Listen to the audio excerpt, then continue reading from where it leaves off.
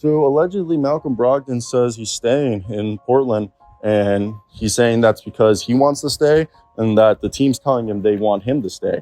I personally think he's going to be used like, how the Utah Jazz. I personally think this team could be like the Utah Jazz last year, where they're a lot better than people think, and then when the trade deadline comes, they trade like Malcolm Brogdon and the other vets that contending teams are going to look at them and be like, oh, you're like our Bruce Brown, Aaron Gordon, Contavious Caldwell-Pope, like how the Denver Nuggets had like multiple guys that over the years they had traded for or like signed and brought over that were like key parts of their championship team. And I think people are going to look at, oh, Brogdon, hey, like maybe like the Heat, they're like, hey, we got, a first round pick and Duncan Robinson. Okay, like let's work something out there. Not again, this is off the top of the head, off the dome. Like not that was a good deal, but like the Pistons have Joe Harris. Okay, there's teams out there with bad contracts that they can offer.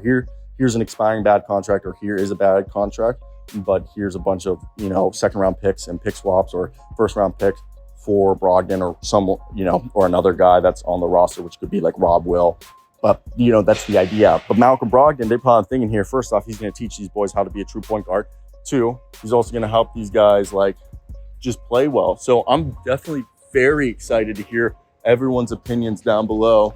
What do you guys expect for this team? And, do you think it's smart that they're going to keep Malcolm Brogdon? Or do you guys think they should just try to trade him now? I think keeping him right now and letting him prove to everybody that he's healthy is way better of a plan than hoping that, the trade value you get from him right now is the same as it's later. I mean, this is a risk because, like, if he looks like crap, you're going to have to buy him out. Like, his name was Will Barton last year, if you guys remember how bad Will Barton was.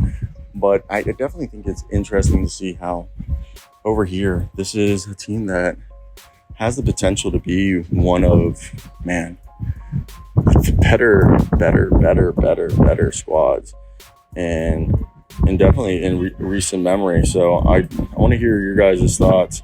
What do you guys expect from this team and why? Because this is definitely going to be a squad that, keeping Malcolm Brogdon, I think they're going to be a bit better than what we're giving them the benefit of the doubt for. And Malcolm Brogdon, at this point, he's a complete point guard, okay? If we ever want to talk about what's a complete point guard look like, Malcolm Brogdon's a very good example of that.